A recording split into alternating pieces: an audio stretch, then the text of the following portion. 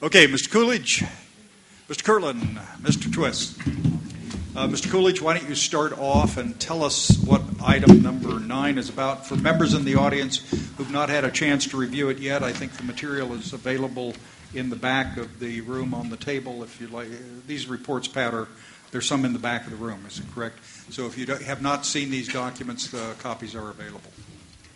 Mr. Coolidge. Good morning, Mr. Chair. Item 9 is intended to be preparatory to the march toward a 6th draft Delta plan.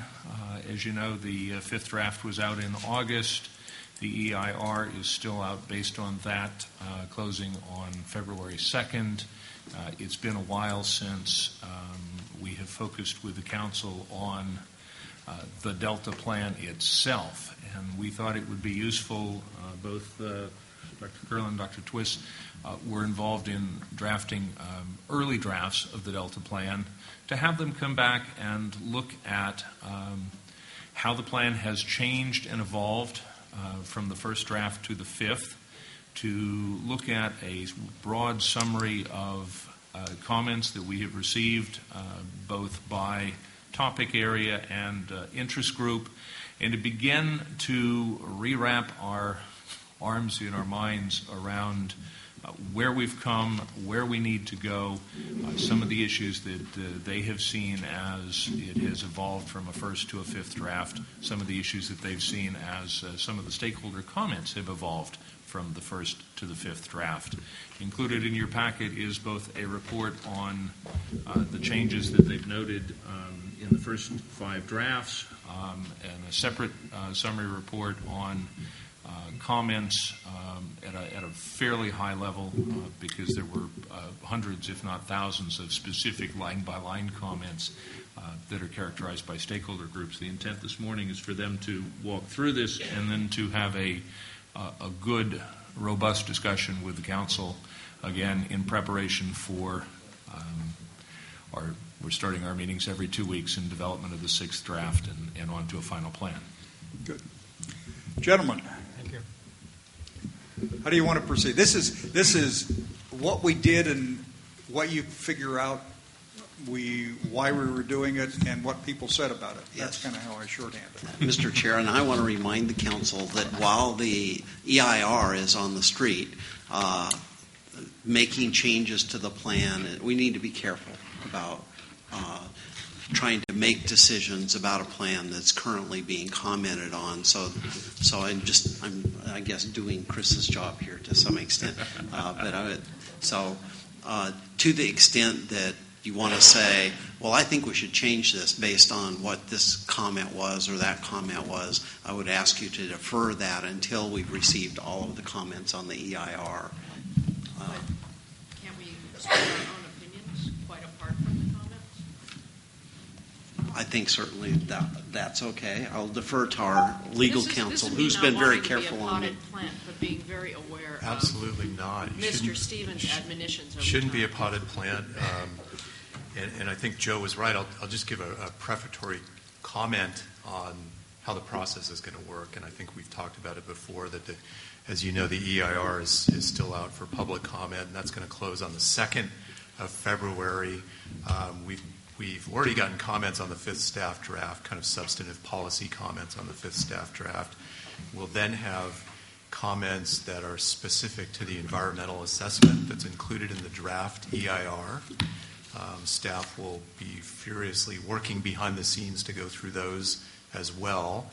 And I believe at our next meeting, we'll start going through the Delta Protection Commission's economic sustainability plan. So we'll have discussions on the recommendations there, whether or not we think in our discretion they're feasible and meet the objectives of the Delta Reform Act, et cetera. So there'll be kind of a basket of suggested changes that will be generated from staff and brought to you for direction as to what we should incorporate into a 6th staff draft. The one catch, since we do have to go through the environmental review process, is that if there are major changes, it's possible it could require what's called recirculation under CEQA. If we don't have coverage in our programmatic document, which hopefully we do, it's at a very high level, anyway. But so with the recommended changes that are in this basket, EIR comments, substantive comments on the fifth staff draft, perhaps changes generated from the economic sustainability plan, it'll have to go through a screening process to figure out whether that might trigger recirculation. In any event, it's your decision as to what you want in the Delta plan. At this point, I think this presentation is kind of give you a recap, a background, how we got to where we are now. Discussion is appropriate. I think Joe's admonition was right. We're not asking, and hopefully we won't get direction to make substantive changes based on these discussions yet. I think that's a bit premature. At the right time, we'll bring it back to you and say now's the time to talk about changes. But the public comment period on the EIR was on a fifth staff draft, and that's still ongoing. So just to be clear, and this is as much for the people in the audience and the people listening as for me, today we'll be hearing the analysis of how we got to the fifth staff draft, Right. and comments on the fifth staff draft, or just frozen in time back from when the fifth draft came out? We have comments on the fifth draft. Okay, terrific. That's great. And then we will get a similar compilation of comments on the EIR, both sets of which could influence how we look at it, and then you are going to tee up issues and decisions for us to actually discuss, which I want to do a happy dance.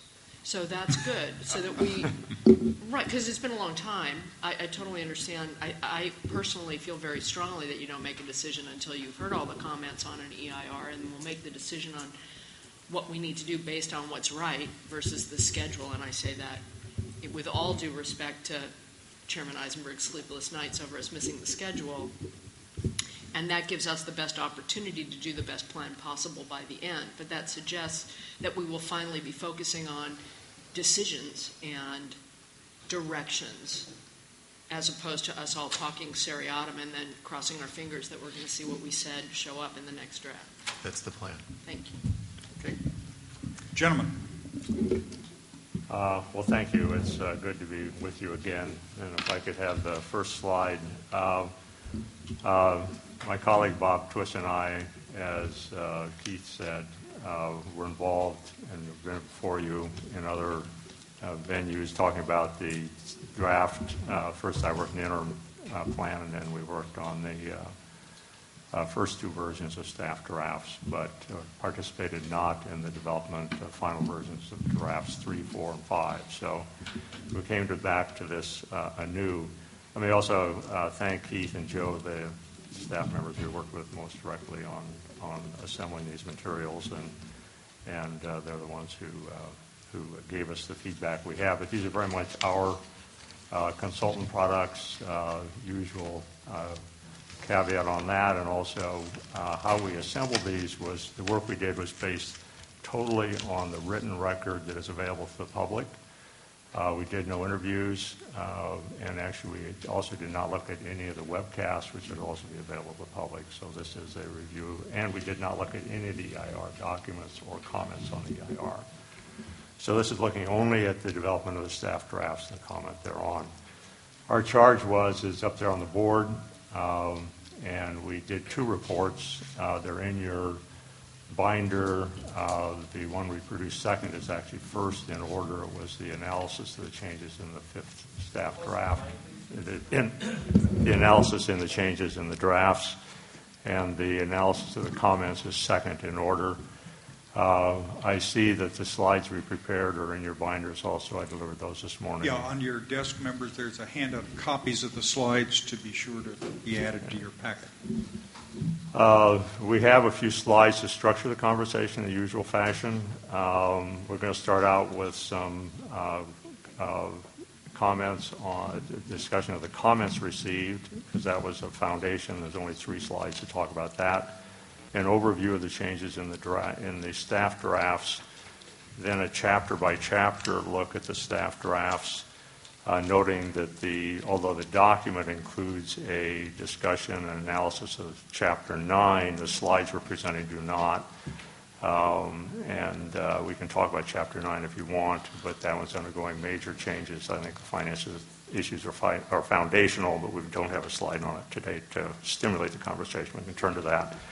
And we end with two sections, some sort of additional perspectives on the development of the drafts for what they might mean for the work of the council and how you go forward. And then part of our charge was to start to think broadly about possibilities for change in staff draft 6, and we have a couple slides to begin that at a broad level that some of which is developed a little further than what is in the full written reports.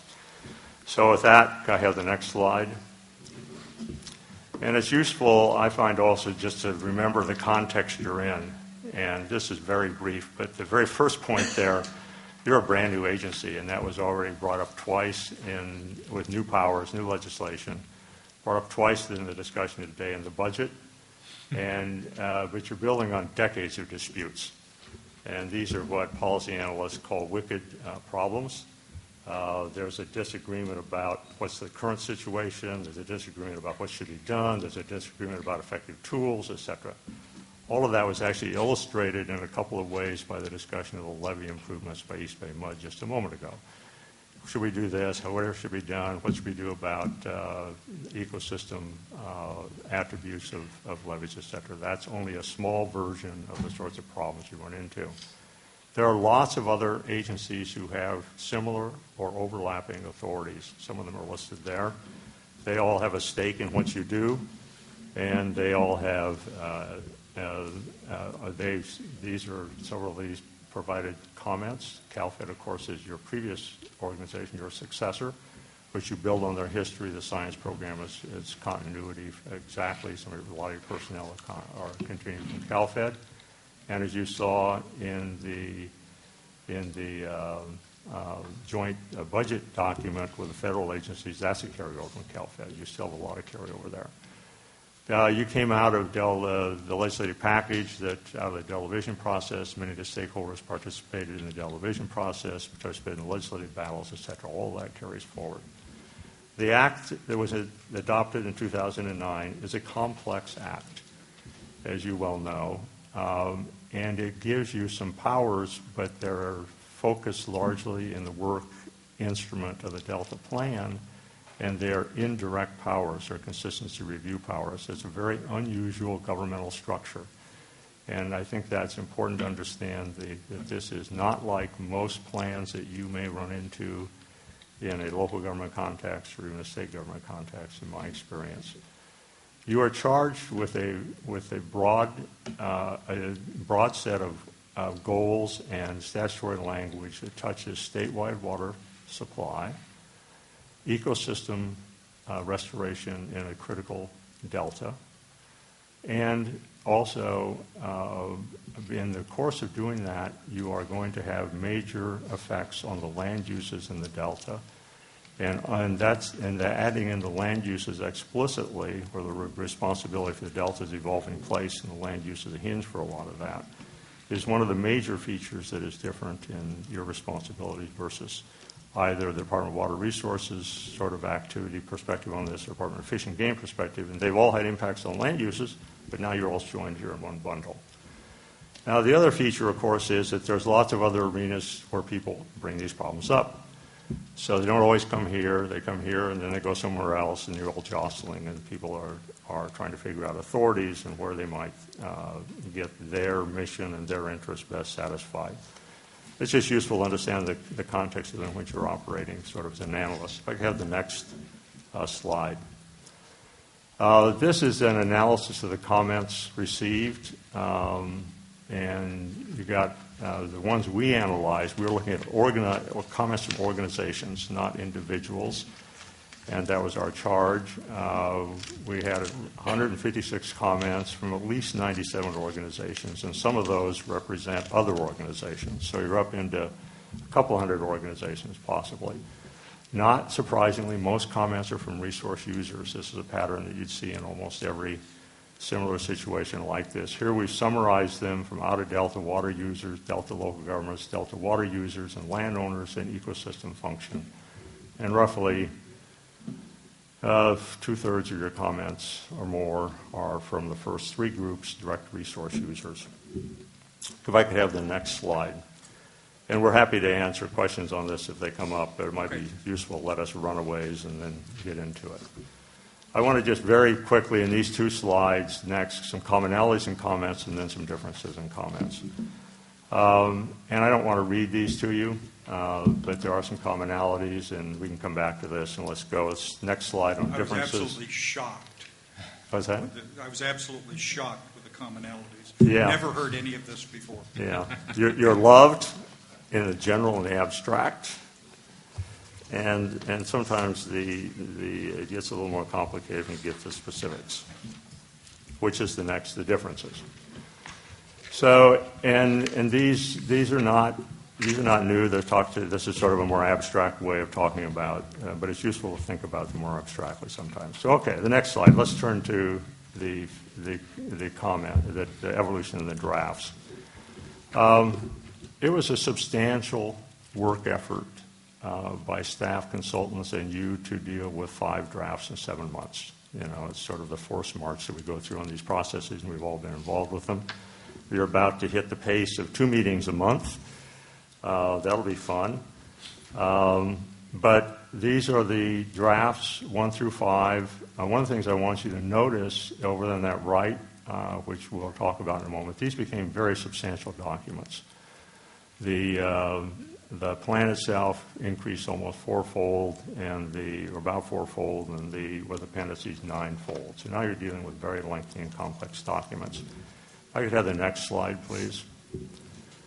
Our analysis one of the analysis we did was to focus on what are here labeled as the operational elements of the plan, the policies, the recommendations, and the performance measures. There's a lot of other stuff that goes on, but this is really what becomes operational. If you're going to do any consistency review, it has to relate to the policies. The recommendations are where you're trying to get other people to do something, sometimes with a timeline, sometimes not. Structure a relationship. Performance measures can be used in a variety of ways, and we can have a conversation later about the way performance measures are used in this document. Generally, they are important to be a measure of progress made, accountability, and you also have the requirement for adaptive management. They should be providing the information base you need, an important part of the information you need for adaptive management. The major message that comes out of this graph is that if you look at the blue line policies, you had the most policies in the second draft. It dropped off thereafter. The left scale is numbers, and so you can see you're just lower a total of 30 policies in the second draft, and you ended up with a draft 5 of some 11 or 12 policies. And the text has the exact number. I'm doing this on the fly here right now. On the other hand, recommendations, which are already in the 40 range in the second draft, grew to over by 50% to 60 range in the fifth staff draft, and your third operational instrument or operational part of the plan, element of the plan, performance measures, there were none in the first draft, none in the second draft, and then they grew to the 40 range in the third draft, up into the 75 range in the fourth draft, down a little bit for the fifth draft. So you went from a document that was, in its first iteration, the first draft, you remember, was really sort of a very beginning thing, had no policies, no recommendations. It was context setting, and the second draft is really the first effort to understand what the powers would be. The next couple of slides, if I could have the next slide, please, are sort of a summary and overview of the analyses. May I interrupt just for a second? Sure. Yeah. Is that okay? Yes, sir. What can we conclude by the increase in the number of recommendations and the diminution in the number of policies? Why? The second bullet here speaks to that. And I think the answer is, and this very much, again, this is something we didn't participate in, so why is a question that you'll have to ask somebody else. But I can, and Bob can also observe that many comments were received challenged the very authority of the council broadly as to were you an advisory body or a regulatory body, as an example. What was your geographic reach? Were you limited to the legal delta, the delta plus Suisun Marsh, or did your reach extend through a broader geography of the state of California? And then a whole host of comments challenging policies and the way policies are written. Essentially, every policy received challenges, and particularly the sort of the policies that were in the governance chapter, the policies in the water chapter, the policies in the ecosystem chapter, and the risk chapter were the four chapters that received the greatest amount of comment that, no, this isn't right, you don't have authority for this, you put that. So rarely in our analysis did we, reading only the document, see evidence of this comment led to this sort of change. But certainly there's a lot of, this is too much. So one explanation is essentially the council dialed back and said, well, and this now I'm going into something I don't know, but plausibly this is interpretation. And said, well, we'll ratchet back on the policy. Someone else needs to answer that question. There are some consequences immediately, though. It means that this staff draft plan has fewer direct levers under the responsibility of the council and relies more on the actions of other agencies to achieve the policy goals, the objectives of the statute. So as you shift from policies where you could have a consistency review to recommendations, you're shifting basically to a less direct expectation about what sort of effect you're going to get, and you are establishing a relationship with another agency where you have then to work with them collaboratively. You always have to work collaboratively, but a crystallization of this is in a letter from DWR on draft 5, in which one of the very last letters they did, an extensive letter in which they've gone through draft 5. They've enumerated what it means for DWR, and then they give an estimate of the number of personnel years and the budget that will be required to do this. And that's an honest effort. I'm not at all challenging the validity, but it illustrates the fact that any of these policies, doing any of these things, is going to take resources and energy, and now a large chunk of that is in the responsibility of DWR, and now what is a set of relationships that get that to move forward in conjunction with the other things that need to be done. So other people may want to weigh in on this, but that's the consequence is, and part of this is, in my judgment, inherent in your act, and the plan had a range of latitude within which it could be developed, and how much direct sort of authority you had, and how much you did through recommendations. These drafts strike a balance. Is another balance possible? Sure. But this is the balance that was struck here in these drafts. The first point, though, I wanted to make, not let go by. I think in summary, the staff draft, the fifth draft does include policies and recommendations that address the major features of the Delta plan. Later on, I've not gone through and systematically looked at the act and compared to what's in the plan, as an example, but you've got a lot of the major stuff there. I've talked about most of the second bullet in response to Mr. Nordhoff's comment. If I could get the next slide. And this is the first bullet is a continuation. Essentially, when you're relying on the actions of other agencies, you're essentially developing not a cooperative relationship, but a continuing conflictual relationship, because they have missions. DWR has missions, Fish and Game has missions, State Water Resources Control Board have missions. They all have authority. When I in my professor years of 3 decades plus, one of the tools I used was an understanding of organizations. Organizations are devices that do 1 or 1.5 things well. And the legislature has put you in a position of asking them to do what they did well a little differently.